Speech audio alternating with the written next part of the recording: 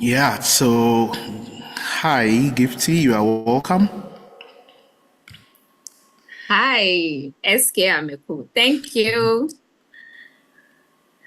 Yeah, Oh, you so wanted me to say Dela.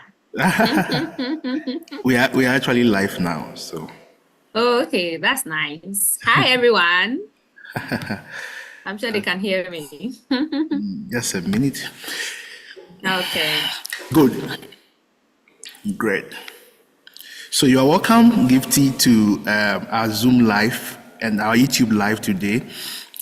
In about 3 minutes, we're going to start the discussion, and Okay. I mean, a lot of people are looking out to hear your story, and feel free to share your story. And a lot of people also send, I mean, I've received some questions already, hoping Oh, I to see. see some of the responses, Clarification. yeah, you're going to give to them. And I mean, Okay. I think you have a lot of followers, and people can't wait. Hey, that's People, where. Is it Facebook people or LinkedIn? everywhere, people just can't wait It's... to hear you. Yeah, so just give me a minute, then we go. I'm just sending the All link right. across for people to follow. Okay, okay. Sure, Yeah. that's fine. Yeah, so good evening, good afternoon, and good morning, everyone. As promised, today we have Gifty on the YouTube Live. And for our emphasis, our target is always how to make learning very important. It's at the heart of all our discussion. And we want to definitely focus on learning. Last week on Saturday, we had one of our ladies sharing with us, and the person of Sarah, and she did very well. In fact, she explained a lot of things to us. She happened to be in the US at the moment, and she also shared a lot of important things with us. And we received a lot of compliment to some of the discussion that we went on last week. And today we are hoping that it's going to be interesting, and people will send in their comment. Don't worry. Send all your questions, all your worry, and Gifty is going to tell us how she did all these things from the 3.8. I mean to the. I mean, when I saw the GPA, it was quite interesting. Yeah, my first master's in Legon, I had 3.88, but for somebody to be consistent, I mean, throughout, it's a good thing for us to learn from. Yeah. So, Gifty, you are welcome, and I want to give you the chance to introduce yourself, tell us about yourself. I mean, basically, we really want to know kind of the high school you attended. Also, it's very important to us, and I'm sure your old students will also, I mean, connect with you. Yeah. Sure. So you can just introduce yourself. Oh, okay. Thank you very much, Dela. SK Ameko. We love to call you SK Ameko. So, as Dela rightly said, my name is Gifty Owusu.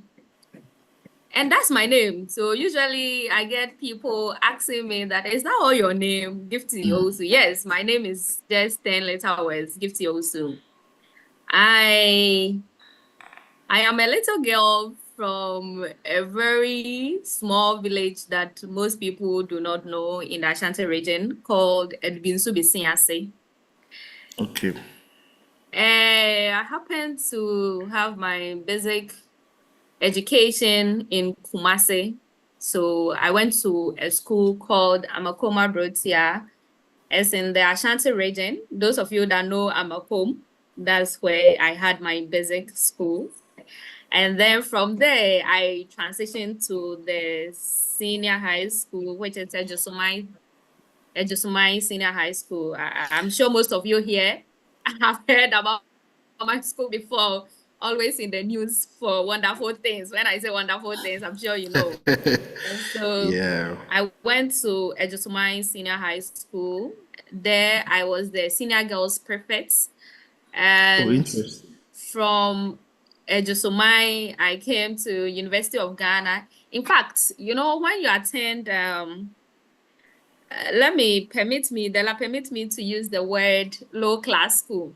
When you attend low Yeah. class school, the whole mentality and idea is that certain universities are not really meant for you. For instance, like our premier university, University of Ghana. And so you see most people always rushing, wanting to go to teacher training and all that. But I think I am a little girl that lives beyond my immediate dreams. So I have a bigger picture, bigger dream. So there, I remember telling my colleagues that I'll go to Legon, I'll go to Legon, I'll go to Legon. And so from there, I came to the University of Ghana. I studied hardly. I remember I had a teacher, my economics teacher, who used to say that if you whatever, because you see me always with my books and all that, because the family that some of us come from, if you don't pass, nobody is going to pay any money for you to get yourself somewhere. But then once you do well, they are readily available to assist you. And so it was incumbent upon me to really take my studies very serious. And then I passed. So I came to I think I have to chip in this. I didn't pass like smoothly like that. So, I think after I wrote my WASI, after the core maths, I was after the core maths paper, I realized that if I joke, if I joke, I'll fail. So that time, fortunately for me, I was on Get Fund scholarship back then. That one, I think they selected I think in the school the top 3 brilliant students, and I happened to be part of the top 3. So I had the scholarship, and so my school fees was always given me, and I used to keep it. Yeah, I was doing so with it. So when I wrote the commerce and I realized that this commerce I've written part, if care is not taken, I will not be able to sail through. I decided to register for NOVDEC, right? Okay. So right after the WASI, I registered for NOVDEC, and then you are in school, and then most people tell you that you are good, you are excellent students and all that. So I really wanted to test how excellent I was, and then I said I'm not going for any classes, but then I will learn on my own and see how I will be able to come up with I'll be able to pass these exams. Yeah. And so I learned on my own, and then I wrote the NOVDEC. But fortunately for me, when the WASI came, I passed. I passed, and I wrote the NOVDEC, and it was quite interesting that I had some A's in the NOVDECs, which in the WASI I had some B's and all that. And so that was how I managed to come to University of Ghana, Legon, and then I did geography. And so for the first degree, I did BA geography. I think my combinations were geography, linguistics, and sociology. Okay. And so I dropped sociology I dropped linguistics after level 100. So I did geography and sociology. And then at level 400, I majored in geography. And so from there, also, I managed to graduate with FGPA of 3.83, which I was the overall best student for my department as at that time. Okay. And then from there, I did my national service with the Center for Climate Change and Sustainable Development. And from there to after my national service, we were doing school application. I'm sure Dela, you were aware. Sometimes I'll contact you and all that. And so I had some of the schools, but then some were partial funding and all that. So I didn't really get the money. And I was like, why not try here? I'm always somebody who always looking for opportunities to better myself in terms of educational wise. And so I did my master's, and then I had 3.96. Actually had 1 B plus. If not, I would have clocked 4.0. And so, yeah, that was that. I think that's great. I mean, you've done a very great job of trying to tell all of us about you, how you started. But I'm quite interested, when people, as you mentioned, when people go to certain schools, it is as though they don't qualify to go to certain universities. I mean, as for me, I also went to one of the schools that is not well known in terms of, I mean, if I mean well known, Ghana, we know how schools are, and then I mean how people know a lot of schools. Maths and science quiz, my school will come every year, but will drop like at the time my school will drop. It's very far from when people want to watch and all the display. Yeah, but I remember coming to University of Ghana, and you meet people who will ask you, which school do you come from? You mentioned the school, like, which school is that one too? Yeah, but I mean, I tell people that at the end of the day, we all came to the same university. And I mean, if not that we've done well, we'll not be where we are with you. So that is not a problem. It's rather a privilege for us to, come from a very little beginning, and through hard work and then perseverance, we are able to climb the ladder and meet people who went to kind of known schools in our country. Great. Yeah. So when you came to University of Ghana, how did you begin? I mean, how was the beginning in University of Ghana? So you got admission, you moved to University of Ghana. Which hall did you stay in University of Ghana? Yes, I was in the best hall ever. Interesting. I mean, which hall is that? Sure The best hall? I'm sure most people would disagree with me. I have always been a farmer, My grandparents were farmers, so since infancy or childhood, I've been a farmer, and so I was a farmer. Yes, so I was in a Kwafu hall. Great. I mean, that is a hall of excellence. I mean, you can't take it from anybody. Yeah. I remember in our class, Prof. Jampo will always say that there's only one best hall in the University of Ghana. I mean, and that is the Hall of Excellence. It comes with even the name Excellence, which is very good. Yeah, great. So I think, I mean, Ekwafu is just almost the same like most of the halls on campus. Very nice environment for students to stay in and learn. And I tell people, the last time, Sarah, who was on the call the last time, mentioned that she was at the diaspora. I'm like, how will you go to University of Ghana and go and stay in diaspora? Diaspora. I mean, that is kind of Daddy B and those kind of people. You need to be tough. Great. And I remember mentioning that when I was coming, I brought my bucket, I wrote my name on my bucket and all those things.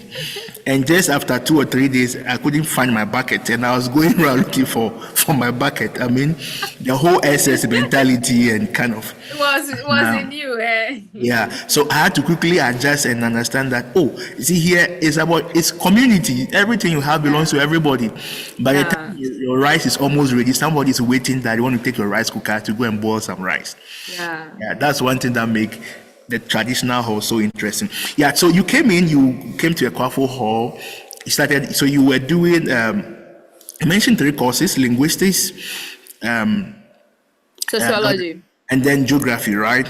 Yeah. Yeah, so how was the beginning, knowing that you were given 3 courses? Which program did you read in high school? Also, so in high school, I did general arts. Great. And I've always wanted to do geography. So when I had geography, I was very excited. Okay. In fact, I bought University of Ghana and Winneba. So both schools gave me geography. But my dream has always been to come to Lagos. Yeah, I mean, people will disagree with us, but we are always the premier university. And I mean, you can't take it away from us. They can go and fight with their phones, and that one we don't mind. So when you got to the university, knowing that you are doing 3 courses, like 3 different programs, how was it? I didn't really understand. So when I got to the university, then I realized that, okay, I'm doing this. But you see, I always say that you should ask, right? Okay. So I was fortunate that there was this guy, I don't know where he is, and I have lost his contact. He was a vandal. Okay. So there was one Saturday, I think we came, was it a Wednesday or Tuesday, one of them. So we're around, and then I think orientation was supposed to start on a Monday. So on Saturday, I was trying to roam campus to really navigate my way out. And I met this gentleman, And he asked me that, am I a fresher? I said yes. And he asked me the courses I'm doing. And so fortunately, he was the one that explained certain things to me. I remember that very day he took me around to NNB, to CC, almost most places, and he was showing me. So before the orientation, I already knew these places, right? Yeah. And so I started going for the lectures. So what I did was, I think the reason why I was roaming was to find where the departments were.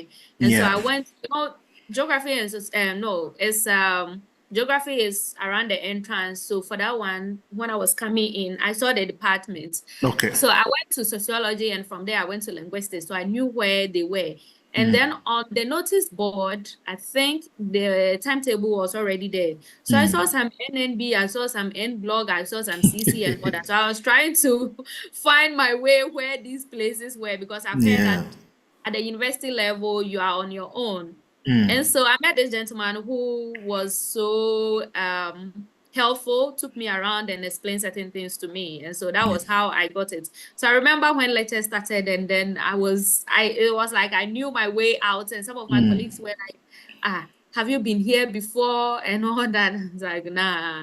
So preparation is very key. I took it upon myself to really go around and look for these places myself. It was a bit trying to synchronize it was a problem, because geography, linguistics, sociology, at the initial stage, you may not find a connection. Yeah. Right. But as time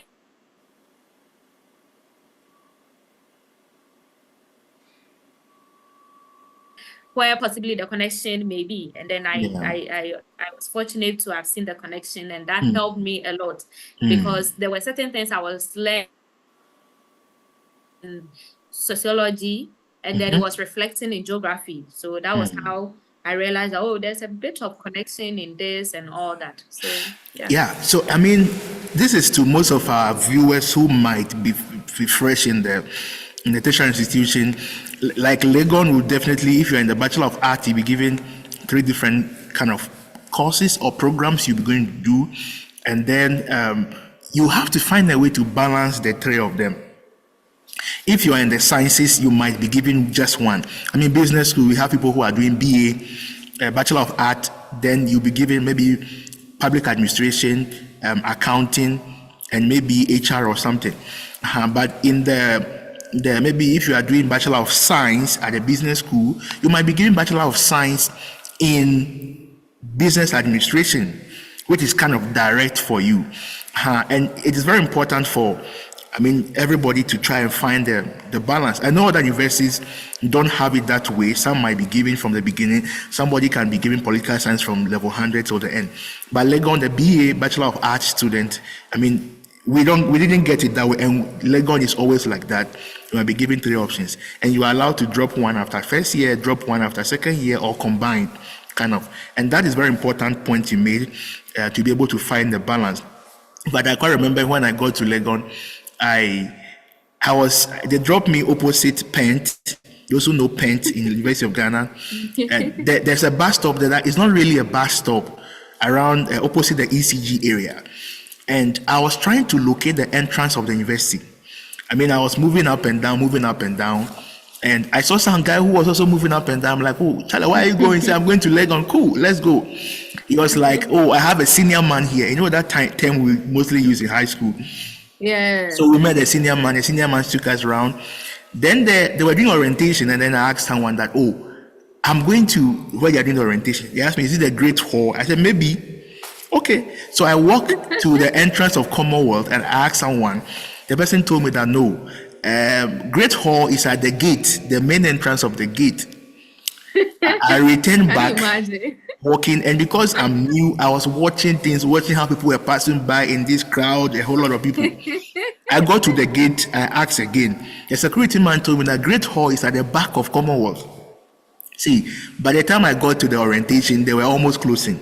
That was my experience. So it's good that if you are in the university, people come new, help them, trying to find their feet, kind of direct them.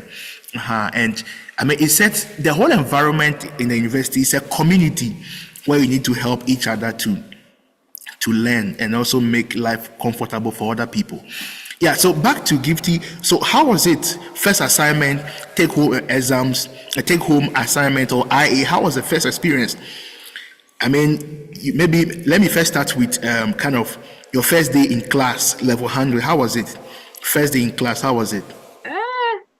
Oh, my first day in class, you go there, because you've already in movies, you've heard that universities, people wear heels, they wear short Yeah. dresses and all that. So when you are going, that kind of expectation, right?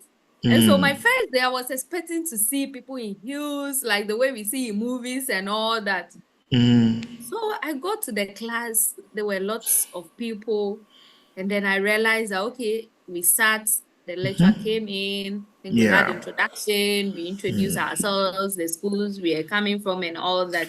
And so that was it for that day. And I was like, oh, okay, so this is how lectures is.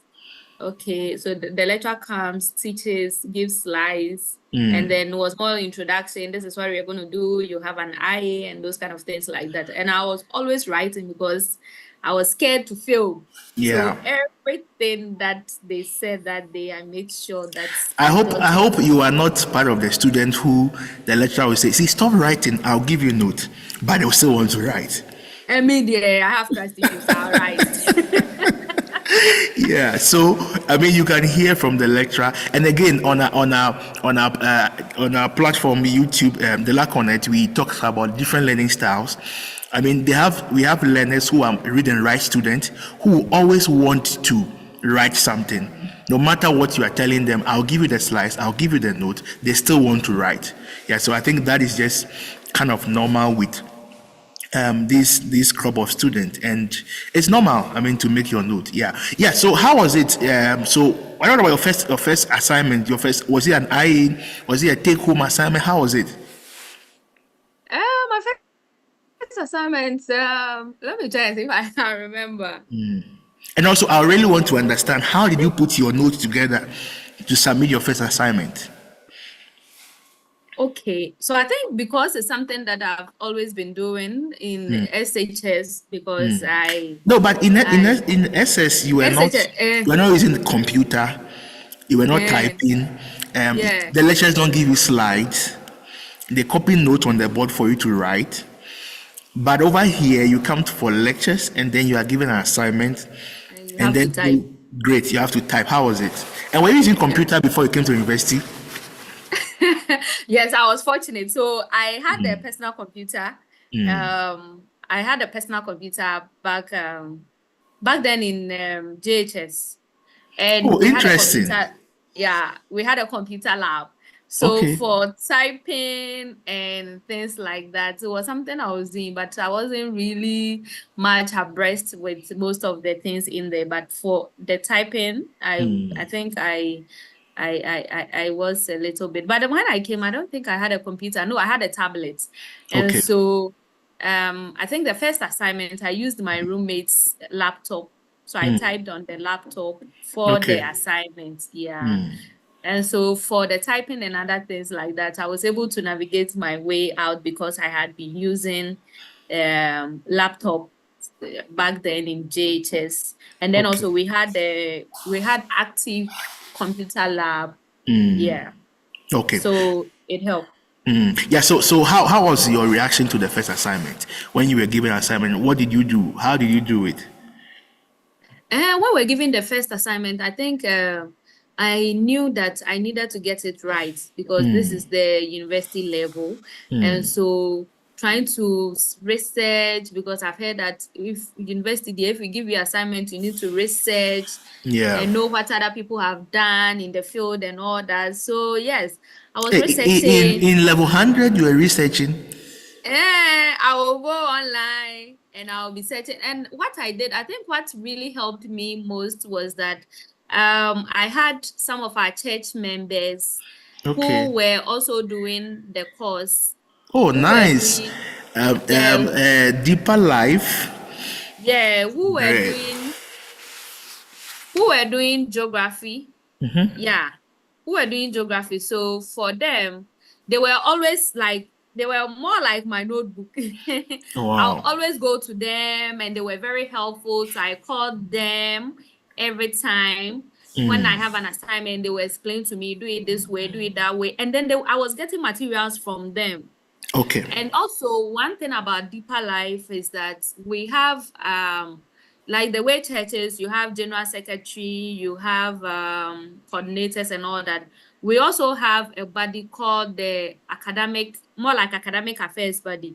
So Okay. like what they do is that they help they help students across all fields. So Okay. irrespective of the course that you are doing, once you come to them, you tell them, they will look for a church member or somebody who is in that field for the person to also assist you. So when I came, the person that, as at that time, was holding that position was also doing geography. So it was Oh, very much nice. and that guy was an excellent, he was a shark, because during their time, I think it was just a point something, he would have been the valedictorian for their cohort. So Yes. will you say that, I mean, getting to know, I mean, in education, we'll call a more knowledgeable person who guided you through the process was very helpful? Was very, very helpful. Very, very helpful, because one thing that I was blessed with was that they will always, once I learned from them, sometimes it's very difficult. I go back and I teach my colleagues, and they find it quite fascinating that we, all of us, don't understand. How come you went and then you simply understood it? Yeah. And the guy I'm talking about is not just one person. I think there were about two or so. So what they did was they really like learning. So always researching and all that. So sometimes I don't even have to do most of the research. They will be telling me, okay, when I read this, they said this and all that. They're giving me the statistics and all that. So it was very helpful. So getting somebody in your field, knowledgeable in your field, is very important. You Great. shouldn't be, because once you are there alone, you suffer. But once you get somebody to really cement the ground for you, it becomes quite easier. Yeah, that's good to know. I mean, and kudos to your church on Yeah. campus for such a great. In fact, I know a lot of people from your church, and I think it's a good one. The kind of support they give to their first year students when they come to school, kind of guidance and directing them to notch a path for themselves. I think that is very good, and congratulations to them. I think they've done so well. Yeah. Again, so on the same kind of learning mode, where a particular way you're learning, are you the library type of person? Are you the on the bed? You know, I can't remember meeting you in the graduate reading room, and you sit in the graduate reading room as though you are a graduate student, but you are an undergrad, and you sit with your books. I mean, I wonder what you were doing. And well, your stature and your appearance also doesn't show that you're undergrad. Yeah, but you'll be. I know how people, the reporters, will come and sack undergrads from the reading room and all those things. Yeah, but I know how you sit in the reading room. You'll be there quiet and be reading as though you are doing some thesis, some 200 pages thesis that you are never finishing. I mean, yeah. So where exactly were I knew you were learning in one of the reading rooms. Yeah, and Yeah. not that I saw you. I remember seeing you in sub Equafo Annes D and then Annes C reading room before. But Yeah. aside these places, where again are you the library type? I mean, where were you learning on Um, campus? so I think majority of my learning happened in the our study room. Okay. Um, I wasn't the 24-hour reading room person, so I Yeah. wasn't really going to the 24 hours reading. I think there I went there once, and that was I think Eugene had a light out, and so they were using gen sets for Okay. the 2-hour reading room. That was nearing exam, so that was when that one I didn't even get a chance. I had to come back. Okay. I was learning, most of my learning happened in the study room, Okay. and so I remember people saying that I should sell my bed because I wasn't sleeping on my bed. Yes, so I learned, I use the reading room a lot. And then also for our departmental library, I also use the departmental library sometimes. So usually what I do is that when I go for lectures, the time I will use the library is that when I go for a lecture and then maybe I realize that this I'm not getting it. And I'm somebody that always wants to get it. I'm that aggressive to really understand it. If I don't Yeah. understand it, you're talking to me, cry, Charlie. The Yeah. thing, yeah, I need to really understand the concept. Yeah. So usually when I don't, after lectures and it seems that I'm not really getting it, I don't go to the room. So I just either go to the nearest department library, so maybe Okay. sociology library or geography library. Just go and sit there and do maybe 2 hours or 3 hours before I come back to the hall, depending if I have lectures for, maybe if I have another lecture, then maybe I'll be there, and then the next lecture I'll move to the maybe the lecture that I have. So Okay. I was using the reading room. Great. Yeah, and I was coming to, the reason why I was coming to the graduate blog was that I realized that that place, I really like quiet place when I'm learning, right? For the thing to really sink. So when our reading room, because it's undergraduate, sometimes becomes noisy. So when it does becomes noisy, I decide to come to the grad. And you need to maintain the composure, because undergrad, they will sack you, but Yeah. you maintain the composure. When they come, they think that, oh, you are some graduate students, and then they will just leave you. So that was it. Yeah. So, so again, do you prepare before you go to class? Do you read in advance before you go to class, or you go to class to kind of hear the information from the lecturer first? And again, let me just do it in this way so that it can be good for you to kind of share your thoughts on that. So, at the beginning of the semester, you are given a course outline. What, in your time in the university first degree, what do you do with the course outline? Number two, before the class, do you prepare? Do you try to read in advance what the lecturer is coming to teach before you go for the class? How do you handle these things? Okay, so the course outline was very important to me. What I do was that once I'm given the course outline, I sit and then really go through the course outline and know the expectations and the things that we are going to treat for the semester. And so once I go through, what I do again is that when I go to class, I think this one, they have to pay for consultation. That's Okay. why we are on Dela-Connect. So, so once I study the course outline carefully and I go for lectures, what I do is that I pay attention. So if you talk to me during lectures hours, I not go mind you.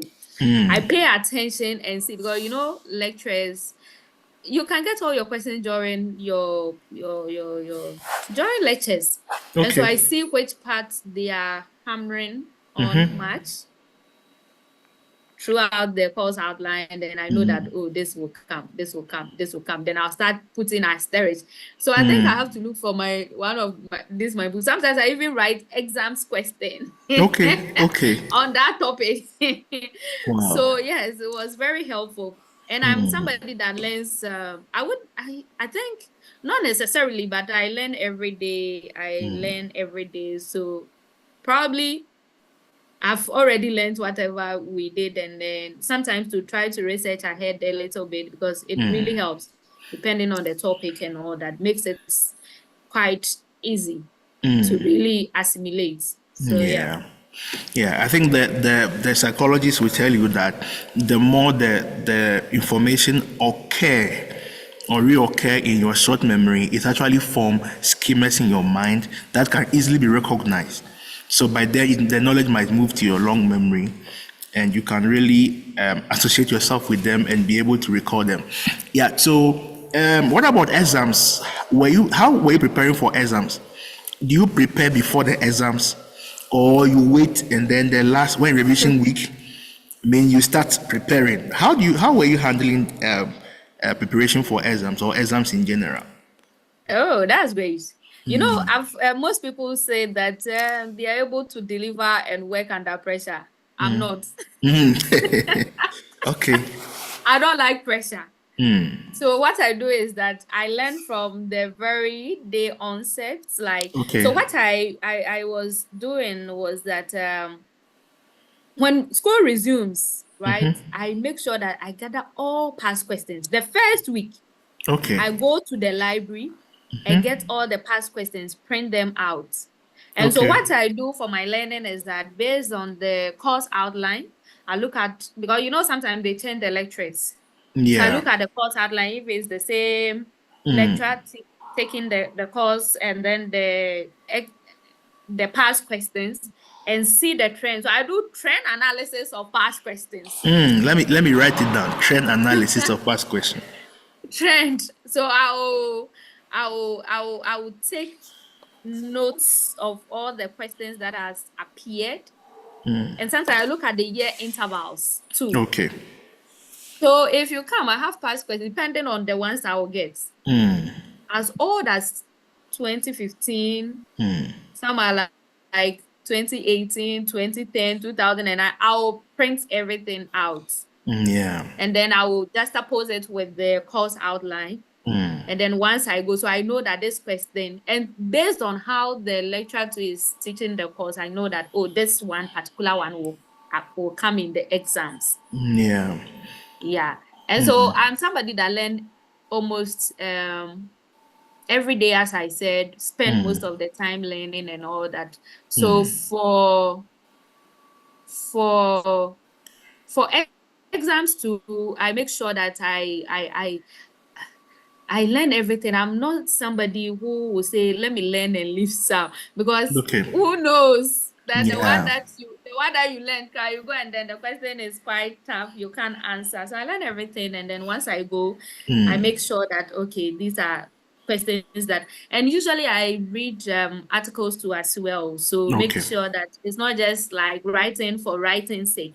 I back it with examples and some, because that's the university level. They will tell you when you go for during orientation, you need to back some of your argument with factual statements. Yeah. And so what people have done in the field and all that. And with the lecturers too, so for instance, maybe I make sure that we have most of our professors who have written quite a number of articles and all that, and even the reading materials that they give, I make sure that I learn some of them, and then when I'm lucky enough and my projection for my exams question comes in, I make sure that I have some of these citations inside, but I'm not, I can't give the reference list, so I just do the inter citation. I don't do reference list.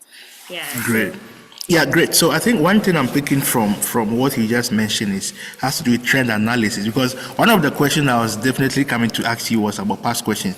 But you are saying that at the beginning of the semester, when you take the course outline, you go to look for past questions and see, because every past question, as every student knows, there will be the name of the examiner will be stated on it. So you go to look for the past questions and try to see if it's the same lecturer who is taking the course now, and try to see the way they set their questions, and then you use that along the semester before exams time, right? yeah. So And I kind of. start even solving some of them. And I'm that close with the TAs. So sometimes I go and show it to them. I will write it in an essay format, not really looking into. So I make sure that I learn, then I write it and I go and show it to them. They will mark it and then tell me that you need to improve this, you need to do this and all that. Great. That's very important. I mean, one of our videos we have on our YouTube channel has to do with things not to do at tutorials. And one of the things one of the TAs mentioned is that some students don't even come for tutorials at all. How was your life on campus and tutorial? Because you just mentioned TAs. How was it? Do you go for tutorials? I don't think I missed tutorials. So I really love tutorials, because that was the point that sometimes some of these TAs will explain it to you for you to really understand it. And then you have some of your colleagues coming in to share their insights and their views on the topic and all that. So I really Yeah. love going for tutorials. And one thing that I I think most people say that I didn't have social life. I don't know whether I didn't have social life, but I think I did a bit. Was Okay. that I knew that once you come to school, there's a purpose.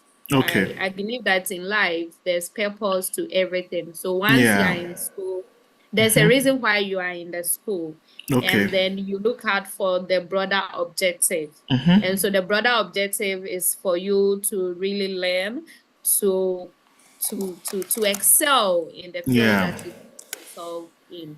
And what are some of the petty things or the I would say that's the key objectives or the Okay. sub objectives that will help you to achieve the broader goal.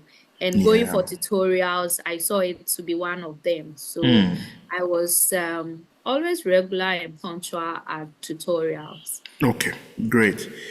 Great. It's good to know that you were punctual at tutorial because I mean a lot of students go for a particular program. They never attended tutorials. They don't even know where the tutorial. I mean, there's that room. Their colleagues have been going for tutorials.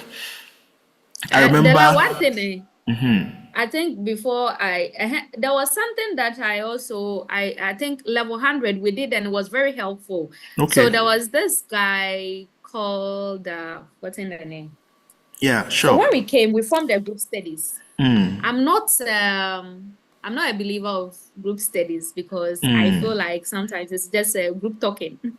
That's how people come and then they'll talk and all that, waste time. And I'm somebody who doesn't like wasting time. But Yeah. this group studies was very, very, very helpful. I think one so far. So what we did was that we had a class, it was a geography class, which was 7:30 a.m. in the morning. And so we converged at 6 a.m. So Okay. we're converging at Gonja, Okay. an SB reading room. And then when we started, I think we were about 5. Later on, we had some colleagues joining, so we got to 8. And you know, when there's a motive or objective, and when the people in there are very serious, it will obviously attract serious people. So we have Yeah. some non-resident people joining us at 6 a.m. By 6, we have started. Yeah. And so what we were doing was that all of us will learn whatever was taught the previous week. And then by 6, we are at Gonja. We have our discussions. By 7, we are done with the discussion. We will set off and then all of us will walk. And we had it at JQB. Yeah, we had JQB 23. Then we walked to JQB 23. And it was very helpful. Very, very helpful. And that was when, because everybody wants to show that they understand it, level 100, you know. So people will go and then learn, research, watch YouTube videos, come and explain it in the most simplest form and all that, which was very good. And so maybe we have freshers here or students here. Make sure that if you find yourself in any group like that, the group should have a purpose. And someone, I think from there, I didn't join any group again because all the groups I saw were sometimes you go and they are talking, they are wasting your time and all that. The time that you could have invested in something profitable, you go and then you end up talking and all that. Make sure that if you find yourself in a group, it should be profitable. It should be a group that at the end of the day, you know that, oh, you have gotten something from it. Shouldn't be a group that you go and then you are discussing things that are unrelated to the main purpose. Great. Thank you, Gifty. Debbie is saying in the comment that you should tell the listeners and the viewers that there were times you were sleeping in the reading room. You should tell them. Yeah. Oh, yes. Not sleeping as in I will go and sleep. Oh, my bed is there. I love my bed. I wouldn't go but then I spent most of the time in the study room. I spent most of the time because for my room, I think I only come to eat, bath, and sleep for like say 30 minutes, 1 hour. The rest should be in the study room. And there, I think it was. So there was this. I had a corner I sit. I make sure that because once you go and I didn't really have most friends in the study room. Most Okay. friends, as in, because once they will end up talking and all that. Hello, hi, how are you doing? We talk, chit chat small, and then I just go and sit at my corner and then start Yeah. learning. So yes, there were countless times I was in the study room and my bed was there, empty. Yeah. Yeah. So Vera is saying that, yeah, farmers all the way, hall of excellence, the best hall you can get. We have one cook Joe Ajakwa saying, well done to her. Wow, Thank you. great. Yeah. So we have, yeah, one Judith also saying that indeed group discussions are helpful. I mean, they are very important. And you mentioned some two things. Let me just emphasize on that. The issue about trying to read beyond what you are given in class. Because you mentioned people go to watch YouTube videos. I don't think there's anything we can learn in class that has never existed. Yeah, it's I don't true. think there is something that, I mean, your lecturer is teaching you in your university that has never been taught anywhere in the world. And in this modern technological world, people are doing videos about everything. Mm. If people are doing videos about how to cook, what about a particular content in academia? So you can get to watch videos everywhere, and that will help you to, I mean, get better understanding. I mean, with a lot of things I don't understand in class. And I like the whole idea that you meet in group, you discuss before you go to class. That is Yes. very, and if there's one thing I'm picking from the discussion with you, has to do with discipline. Yeah. Discipline. Yeah. I mean, we know people Discipline is very key. who can be on Yeah. their bed on social media till morning. Yeah. So, when I came level 100, I think there was a time my pastor was looking for me for like 1 month. They were not getting me. So does it mean you were not Then going to church? I was actually going to church. I think he wanted to see me after church hours and all that. And, discipline is very important. Yeah. And once I go to church, I know that this is the time for church. I was also a leader. I was a leader from level 100 to 400. At church. Yeah, church. I think level 100, I was the librarian, and then I was the pioneer leader, like a cell leader. Okay. I also became the general secretary. Okay. I was also financial secretary and Wow. all that. So once I know that, okay, this is the time for church service and all that, once I'm done, I'm done.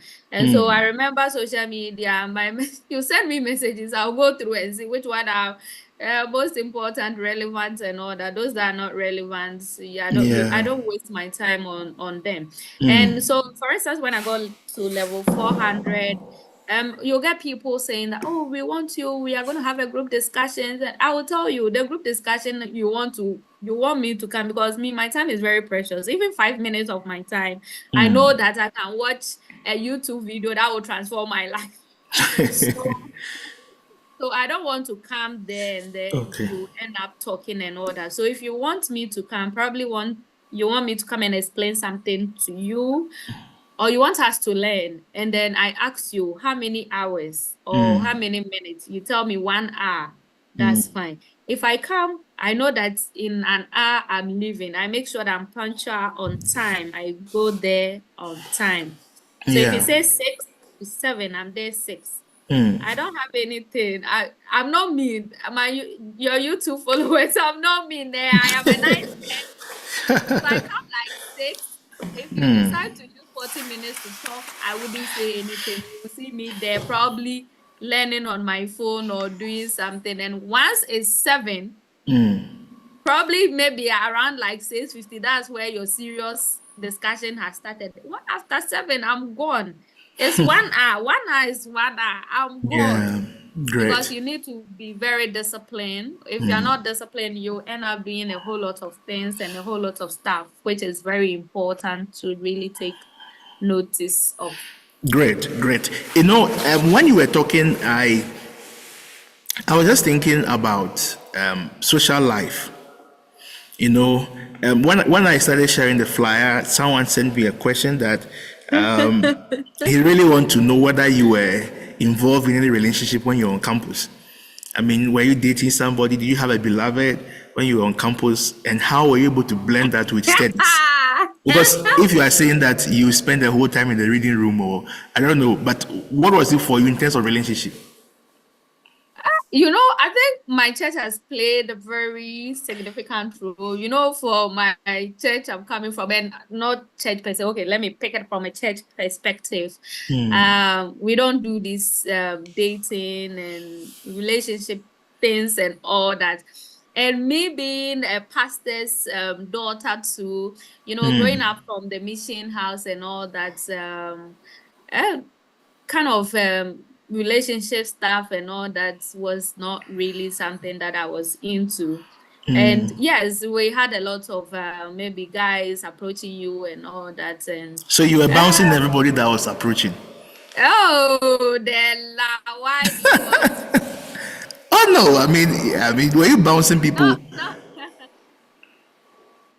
Okay, I think so. I think I saw them not to really be serious and focused.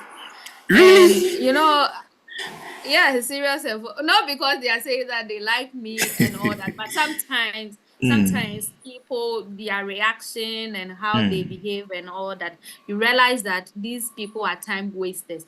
And one thing that probably is just recently I'm getting to know that, and this is something I was doing, and it's something that in the books was I think I was trying to cut every time wasting activity Okay. that Okay. will impede my brother goal. And Okay. so sometimes you realize that it's not really a healthy relationship, kind of. Do you get it? So why will I then invest my precious time in something that is not healthy? You know, there's somebody in the comment section. I won't mention his name. He's saying that she's a bouncer. I don't know whether you've bounced him before. Yeah, but so Oh, they're so saying I am a bouncer. yeah. I mean, so will you say that to students who are doing first degree, you will not recommend relationship for them? Hey, I'm more than a relationship therapist too. Yeah, I mean, from your experience and From my knowing experience. the demand of studies and how you're able to go through, will you say that okay, for undergrad you not recommend relationship because of, I mean, kind of time management, or people can, I mean, you want to advise people to tread cautiously even if they want to go into one? I mean, what would be your advice? Exactly. Then I think that's it, to tread cautiously, because it all depends on you as a person, knowing who you are, your capacity, what you can take in, what you cannot take in is very Yeah. important, right? I wouldn't say that you shouldn't do relationship, or I wouldn't say that you shouldn't do relationship or any sort of, but you really have to know yourself and know, Yeah. because I had a friend who was in a relationship. I remember fortunately she had a second class upper, and then she told me that was even the second class upper was the one that pushed her. I remember level 400. I brought her all the way from TF. We studied together, making sure that she's studying and all that. She had a series of broken hearts and all that. And so she was telling me that she knew that if I had held her hands earlier in even level 300 second semester, she would have gotten a first class, because she had a very powerful second class upper. So it all depends on the kind of relationship that you have. It depends on the two of you, right? Because if you have somebody who will always guide you to learn, will always make sure that you are doing the right thing and all that, and who will not be demanding unnecessary things from you, then probably you may be good. But assuming that you are in a relationship and every now and then, even during examination, is when he will be giving you broken hearts and all that, how will your mental health be stable for you to concentrate and learn? So you really have to know who you are, what you can take in, what you cannot take in and all that, and then you figure it out. Great. I want to say that I mean, just don't become don't I don't know whether I should put it that you were afraid of broken heart. That is why I didn't dare it anyway. But that is fine. Oh, I there mean are that no. is fine. That is fine. Yeah. So let's just go to the issue about your graduation in first degree. So at the end of your first degree, you had a very good GPA, 3.83, if I'm right. And Yeah. then, I mean, how did you conclude with your thesis? Also, I know you did a long essay that took a lot of time, up and down. How was it? Also, I mean, I know a lot of students who also want to do long essay for their first degree. Will you recommend people to date, or I mean, take the challenge to try a long essay, or I mean, if they have the option to pick some coursework to balance it, they can just go ahead and pick the coursework to balance it? What will you recommend? How was the experience with the long essay during your time with your first degree? So it wasn't easy. Dela, you remember I was coming to you, always chasing you. Dela, I have to do this analysis. I Yeah, remember.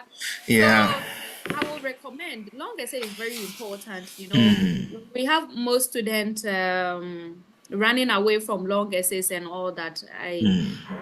It's very important to take the difficult things and difficult steps in life, because yeah, anything that comes on a silver platter, I know that it will surely have an end, right? But then yeah, once you are able to test how resilient you are and how you'll be able to pull through life, I believe that doing the hard things usually pays. So I think when I became the valedictorian, I had the opportunity to speak to my church, and I was telling them that I was the person that will always do the hard courses.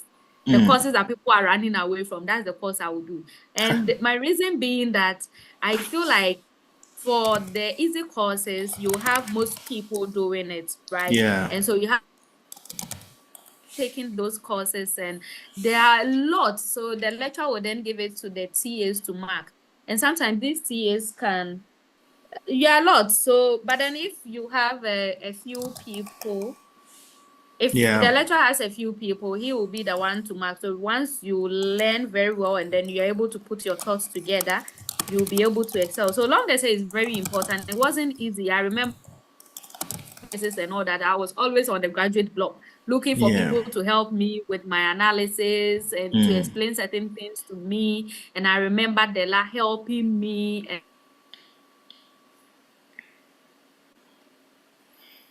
And it has, because at the master's level, this is what you'll be doing. Research is very important. And so once you don't have the basis or the foundation, then you'll find yourself wanting. Yeah, so there's one Nia it is saying that I disagree with the one who said you had a broken heart. Hi, Dela. And yeah, so I'm saying that there's one person in the comment saying that he Breaking. disagree. Yeah, can you hear me now? Yeah, I can hear you now. Yeah, there's somebody who is supporting you saying that he disagree with the one who is saying that you had a broken heart. And listening to you, he thinks that you are one of the Yasantiwa of our time, and that is so impressive. Yeah, I mean, trying to deny certain pleasure of society in a particular period. And I used to say a lot of time that you came to university and you're going to stay for 4 years. 4 years will come and you can't go back again to do the first degree again. So what you have to do within that 4 years is important. You must achieve that. Back to graduate school. Now, after first degree, you did your national service or campus. You came back to school to do a master degree, and then with a master's degree, you became the valedictorian. I mean, before we hit I want to use the valedictorian aspect to wrap up, but I want to ask you, what were your challenges in the University of Ghana? I mean, as a student who pulled through all these things, what were your challenges? I mean, you can share some with us. And how were you able to overcome some of the challenges along the line? So I think one of my My challenges. I Okay, mean, learning because or I've it was all also rosy. There was no challenge. I mean, you were not going through any moment. Just about book, and you were done. no. I think my challenge, I'm sure Abina's upon is on the call. So I was Della, I think you even came to visit me. I used to fall sick, right? And Yeah. sometimes I'll be admitted at the UG hospital, maybe 2-3 days. And so that was, that was part of the challenges I had back then. And then also, I think the hardest hit was when I lost my father. Yeah. And that was, is it 2 days or 3 days to exams? That was my final exams. Yeah. And so I lost my father. That was a Saturday, and I was starting exams on Monday. And my eyes were swollen. I didn't know how I was going to write and all that. But Yeah. it's very important to always learn, because I had already learned from the beginning of the semester. I couldn't learn because once I go to the study room, I know that I have exams ahead of me. I have to learn and all that. But I pick my books, I go there, and I'm looking into the books, but my mind is somewhere. Yeah. So it was a blow. But it was surprising. I think that semester I did 7 courses, and I had 5 A's, and I had 1 B plus and 1 B for that Yeah. one Great. for that semester. And so that is because I think I had already prepared or learned, and so it was quite easy. And falling sick too, because I always learn. So even if when I'm sick, I've already learned, so I have a backup and all that. So that was it. And for my master's degree too, I think was a financial challenge. Finance was was tough. I didn't have school fees, but I said I would do my master's. Can you Yeah. imagine? So you'll be there, and then I had not paid my school fees, and I'm doing the master's. You go, and then it's taking a toll on you, your mental health and all that, because you don't know as to whether you're going to get the money to pay, and the deadline was getting close. They say write a letter, you're going up and down, your letter is not being approved. You Yeah. sit in class, you don't have access to Sakai because you've not paid your school fees and all that. Yeah. It was just not, it was not a good feeling for the first semester. The first semester, I think I went through hell. And so fortunately I applied for Get Fan scholarship, and I think I did some serious prayers and fasting. So I was fortunate to get the scholarship. That for the second semester, at least I was a bit relieved. In terms of accommodation, I didn't get accommodation on campus. I was also fetching a friend. You are part of those who have been patching. I wasn't petting on campus, so I was petting a friend outside. Later, I had to move, look for a place, and a whole lot. All these things happening whilst I was learning. Okay. So any least opportunity. And you see, one thing I would say about this is not to really boast, but to say that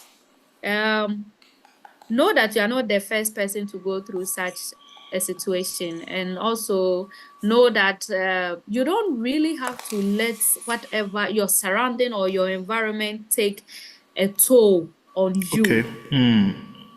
Right, because know that once you allow your environment or your situation to take a toll on you, the point is whatever you want to achieve, you may not be able to achieve it. Okay. Period. And so just know that you have to make it. And it's not anybody's responsibility for you to be successful. Okay. And so whatever you are going through in life, know that sometimes you need to put them behind you and put on a cheerful face and make sure that you are going to make it happen. So I was going through all these things, and nobody in my class knew that I was going through this. Sometimes you don't even have a place to sleep. You've not paid your school fees and all that. But I was always the first person to raise my hand, answer questions, doing presentations and all that, right? Because I knew that I had to make it. And Great. so not to scare anybody, but that's how life is. Yeah, so I'm going to ask a question, but be thinking about it before you answer. I want to lay some emphasis. So, what do you think is the difference between graduate studies and undergraduate studies?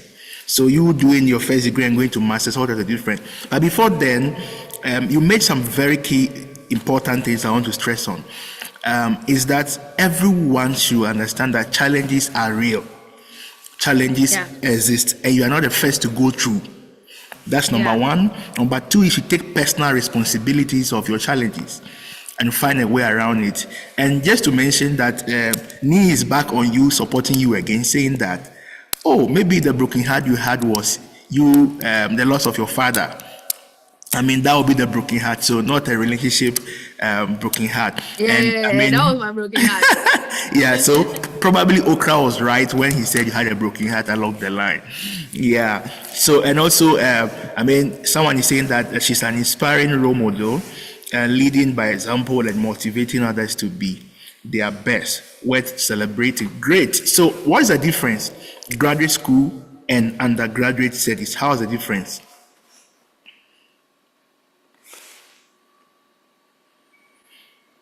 Was graduate school, I remember we have this lecturer who said that you are a graduate student, so you need to think like a graduate person. So at the graduate level, it's not like an undergraduate. Do you get it?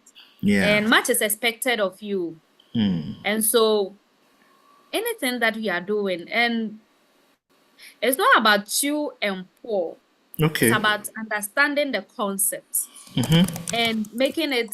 So I see graduate school to be life. Yeah. Okay. It's life. It's whatever is happening on the field. Right? Whatever is happening on the field is what has been brought to the classroom. So it's about a matter of understanding that this is what you are going to face in the real world. Yeah. And so in situations like that, how do you go about it? Yeah. Right. And so, for instance, me doing climate change is a global issue. And it's not just within a specific area like Ghana or Africa. Yeah. And so you need to really get yourself abreast with whatever is going on in the world in terms of the space that you find yourself. Okay. And for the graduate school level, you call yourself a researcher. A researcher is somebody you need to read a lot. You have to really understand and write like a graduate person. Okay. That's the point. So maybe there are certain things that you may be pardoned at the first degree level, but for the graduate school, as a graduate student, you need to know. For instance, you are writing a term paper. You know that the university uses APA referencing style. Okay. How is it done? And are there a whole lot of tools that can be used to do these things? So you need to get yourself abreast with some of these tools and all that, and know how to do your proper citation. At the graduate level, when they tell you that explain maybe what, you don't just go and say the lad did just go straight to, you need to know that you need to have your introduction, you need to have your body, what has to feed into all these things are very important. So you need to have the graduate mindset, think like that, and then write as such. Great. So this is to our viewers. We'll be wrapping up in the next 5 to 10 minutes. So if you have any question for Gifty, just drop it in the comment section, and then we'll ask her for her to respond to them. And this is where I hit on it very hard. Master students graduating with a GPA of 3.96 on 4.0. And you mentioned that you had all A's except one B plus, right? Yeah. How was it? Was it that you already know the answers to all the questions before you went to the exam room to write the exams, or was because because you mentioned the issue about accommodation, the issue about finances during the whole period? How were you managing all to still read and write, or your lecturers you were just dashing the grades? No. I mean, before I came to University of Ghana, when I was in high school, that was one of the reasons why I didn't want to come to University of Ghana, because there was this teacher who went to UCC and came to my school, was teaching, And whenever they mention Legon, he's like, no, Legon, they don't learn, they just play. It's just about playing. They just play. So I didn't like the whole idea, but after school, I met people who told me a lot of good things about Legon, and kind of, when I got to Legon, I really understood that it is not It's not a Charles, joke. it is not a joke. And I mean, in the public space, people think that Legon students, they just play. I mean, it's all about dancing, chilling, going for hallways and all those things. I mean, moving up and down. But truth be told, it's a tough moment in Legon if you have been a Legon student before. That doesn't mean that other schools are not like that. These are different institutions with their kind of culture and their system they practice in terms of examination and assignment and all those things. So how were you able to manage and still get your grades? So I think that one important thing is emotional intelligence is very important, Okay. You have to be emotionally intelligent, such that you don't allow your environment to have a toll on you. Okay. Right.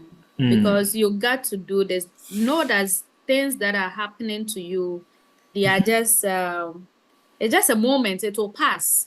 Okay. It will pass. There will be a time that whatever you are going through will pass, and it wouldn't be there. And so you look at the bigger picture and ask yourself, are you going to allow this to have a toll on you? Yeah. Or you will really put yourself together and make this happen, which is very important. And so one thing I do is that sometimes I remember those times I come for lectures, I just will go to the washroom. I'm not going to do anything in the washroom. I'm going to cry. Sometimes I feel like crying. I just go there, cry, wipe my tears, then I'll come and sit. Nobody knew that I went to the washroom to cry. Wipe my tears and come and sit there. Once the lecturer comes, I'm the first person to ask a question, to answer a question. That's it. You just have to let it go. I think that's why I say it's emotional intelligence. You really have to learn how to let things go so that they don't become part of you. Okay. Once things happen to you in life, that's it. You just have to let it slide. It's not easy, but it's something that you learn. By and by, you get used to it. So that was it. And for my learning, as I told you, that you really have to, I believe in excellence and I believe in giving out your best. Okay. And I study my lecturers too. So I know that this lecturer is this. I remember there's a lecturer that we did a course first semester, second semester, and then even our predecessors were saying that nobody has had A in his course and all that. And I wrote his exams, and he keeps talking about the exam. And even my first job I got was we had a project, and it was because of the exams I did. And so when I finished school, I wasn't getting anything. I was working with him on that project, you see, because I knew that this is somebody who has worked in Canada. He has worked in the EPA before. He has worked with Zoom Lion. He teaches this course. This is where his interest lies. This is where he picks his argument from. He's my friend on Facebook. Some of the things he engages himself in and all that. So you know that this person is an analytical thinker. This person expects a lot from you. So if you are going to write this person's exams, you need to impress. So you have to write to impress. Okay. On that paper, you are not there. I remember he saying that when he marked the script, he knew that this paper could just be one person. You know, we don't write our names and all that. So he quickly went to check the ID, and he was saying it in class. So later he called me to his office and he was telling me about it, to keep it up and all that. And we call, like we are cool friends now and all that. So you really have to write to impress. Okay. You don't have to don't say that, oh, Gifty there, her IQ is this and all that. We all have the same. It's about mentality. Okay. You can do it. Just read, learn, and then practice. That this is what I want to do. This is how I want to write about, show it to people, discuss with people, get their insights and all that. And sometimes when you're on Facebook, Instagram, social media, anything that is relatable to your field, you can cite them as examples in it. Okay. Do you get it? Yeah. Not the TikTok and other things, but maybe in the news, there's something. I remember there was we did ethics in administration, Professor Bawule, and I had seen something on the Oh, on social really? media. Professor Baule taught you ethics. He taught me. He's the one that gave me Oh, that B plus. oh. I didn't know B. Professor Baole. So I mean, he taught me a lot of ethics. us know Professor Bawale from the business Yeah, school. I yeah, mean, yeah, he's the dean of business school, yeah, University of Ghana. Very great man in yeah, academics, and also he has a very good social yeah, kind of relation with his students. Yeah. yeah. So yeah, it was his paper. I got the B plus. Yeah, with force. But I did his paper green business. I had A. So he's yeah. So as I was saying, there was something I saw. I think as at that time we're doing corruption and some anti something something. You see, these are things that are around you. Sometimes they can even set questions from it. So I saw it and I brought it and we had a discussion around it in class. So it's not like something that is really big deal. You can cite them in your exams and all that. You can get the sources. And Okay. sometimes you're on Facebook, you get the news feeds and all that. So yeah. Yeah, great. So let me ask one: how's the feeling as a valedictorian? Ah, How's the okay. So feeling? I didn't know that I was going to be the in fact, it was for the first degree. I didn't know there was something like becoming a valedictorian until level 300 second semester or so. Then start watching graduation. I said, hey, who are these people? They say oh, valedictorian, overall best, this. After that time, I think my GPA was up around 3.81. And I knew that, hey, people are getting 3.9 something, there cannot be. But there was an encouragement that you need to finish with a strong GPA. So that was Okay. what stuck to me. And I said, okay, then. So from there, I think the following semester, I think I had all A's and then that pushed me to 3.83. So for the masters, it never crossed my mind to becoming a valedictorian. I was just doing what I like to do, learning and all that. And so I was there, I received a call. No, before that, I think one of my professors had mentioned that, when they do something, what is it? When they did the determination or something, they Yeah, realized that determination. Yeah. so we should have graduated, that was 2023 in December. But some of my colleagues, I think as at that time, were not done with their exams and it was a whole lot so we didn't graduate. So that was how I got a hint that, it's possible I can become the valedictorian. So that was it. But then I didn't really know because now we had pushed it to the following year. Which also you have new set of people graduating, so somebody can get 3.98 or something. So I was there and I received a call that this was it, and I was like, oh wow, that's interesting. And so the feeling was Yeah. like, wow. So this is coming true. This is reality. It's a dream. It's a dream come true.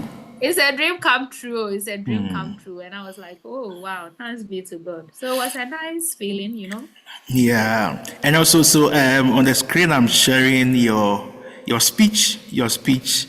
I mean, My followers profile. can go your profile that was published by the University of Ghana, and it's widely on social media. Followers can just go and read, and also I saw you took picture with some very important people in the university. Yeah, and Prof. Hoffman and Prof. yes. Roberts. Yeah, I saw you took very good picture with them. Yeah, and Yeah, I mean these are giants in academia, and yeah. we also want to say congratulations. I mean, And Dela, it was a happy day because Prof. Kaufman that they were going for lunch and no, it was dinner. She saw me and she was like, "Well, Gifty, come. I want to take a picture. I want to take a picture with you." And I was oh, so happy. I was nice. like, "Hey, Nan." Yeah, It was an interesting moment. yeah. So somebody was asking a question. Did she have a side business while on campus? If I yes, had how did? plenty. Yeah. So I think I'm sure the person knew you through some of the side business. So you can share something about. So it means it does not only academia, does not only books. You were doing side businesses as well. So you can share something on that. I was inside businesses. I think I did a couple of things. So I was doing hair. So I used to style people's hair. So I was styling hair for money. Okay. I used to also sell hair products. Hmm. I used to cook. No, for okay, the cooking I didn't do it. The cooking I did it during service time. I used to Okay. sell thrifts like faux dresses. Okay. I used to sell bags. Hmm. I used to do these were the things, and I used to also help my colleagues to. Sometimes they will maybe say that they don't understand certain concepts or certain things. You go in there, you explain to them and all that. So I was doing all these things whilst on campus, but then I knew the time. So Yeah. if probably I do these things or maybe do my posting and all that. Once I have learned and I'm very tired and all that, that's where I'll do but I wasn't using my serious learning time because I had timetable. And what I do is that I had timetable. So I have a morning shift, evening shift. So I have timetable. And so Yeah. everything is well calculated in there. Yeah. Great. So yeah, I mean, it's very good to mention that you were doing side things too. In fact, I remember your hair. In fact, I am trying to not to speak about how I know you, and I mean the issue about your learning and all those things. Yeah, because I remember knowing you through Abena. Abena, who is also on the I mean following in live and also sharing some of her. Somebody is asking, are you Osa Naturals? Yeah, I am. Osa Naturals. Oh, great, yeah. So my local name is Osa.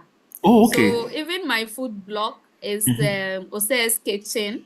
And then my natural hair, this thing, my hair brand is Osa Naturals. Okay. So I'm the one. Great. The person actually mentioned when he saw the flyer that I think I know her somewhere, maybe in Legon or something. Yeah, great. Oh. Great. So now I want to give you the opportunity to, extend a advice to young ladies who, now meeting great people. I know you are inspired and you want to climb the ladder. Well, I can't wait to hear from you that you've gotten a PhD admission. And I can't wait for that. Amen. Yeah. So what is your advice to young ladies? What is your advice to students, people who are entering the university, trying to enter graduate school? And I believe that in the future, when we interview you again, you will tell us that there's a difference between a PhD student and a master's student. Yeah. Exactly. Yeah, the dynamics are always different in every sphere of life. Yeah. So, what is your advice to, our listeners, students, what is your advice to them from academia to learning to how to balance their time? I want to give you the next 1 to 2 minutes to, give your advice. Oh, my advice will be that as a young lady, be stubborn about your dreams. Be very stubborn.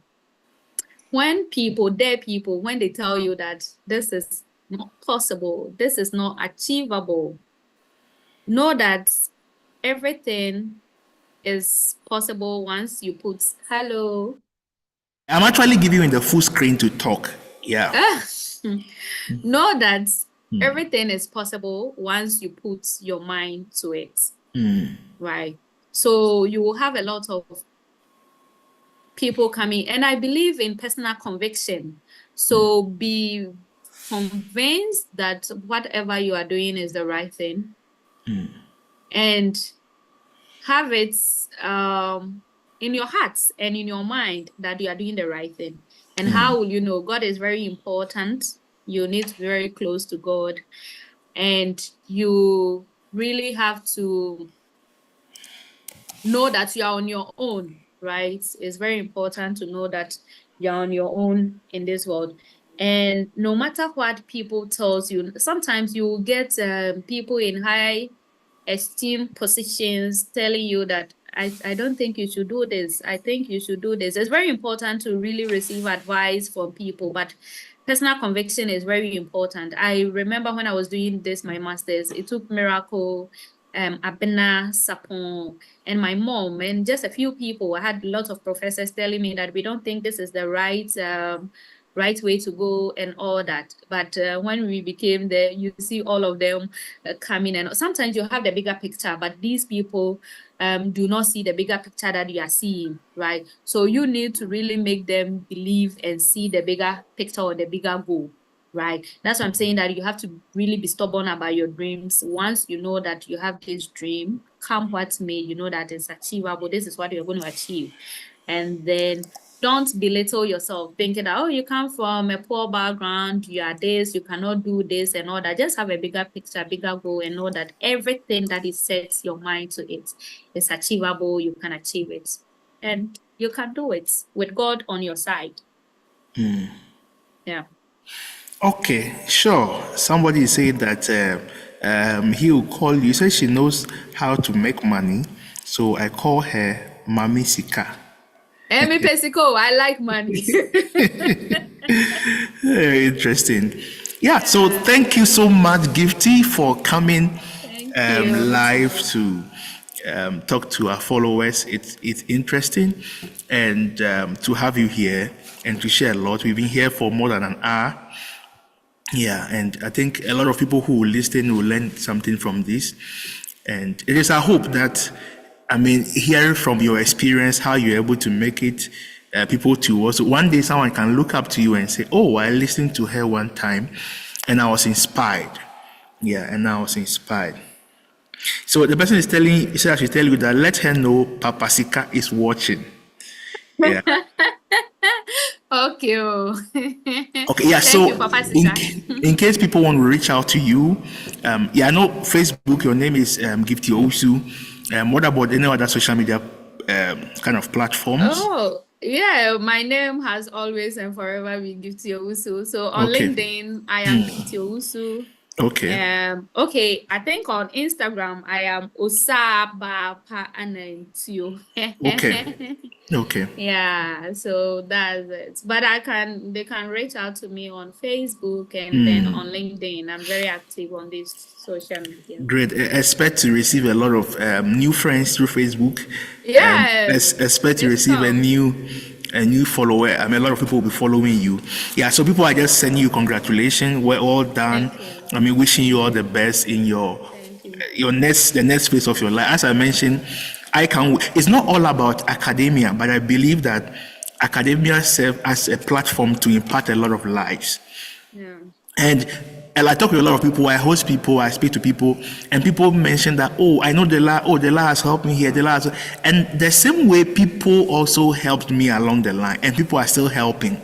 So for me, I believe that we can really impact a lot of people through even our learning, and we can touch a lot of lives. Thank you so much. And this is to our followers. Do well to share the video to people to listen to, subscribe to the channel, Dela-Connect. Follow me on Facebook, SK Ameko, and LinkedIn as well, and we will connect. Thank you for joining the call. Thank you, everybody. And have a nice day, have a nice evening, have a nice morning, a nice afternoon, depending on where you are located. Thank you all. Bye-bye. Thank you. Bye.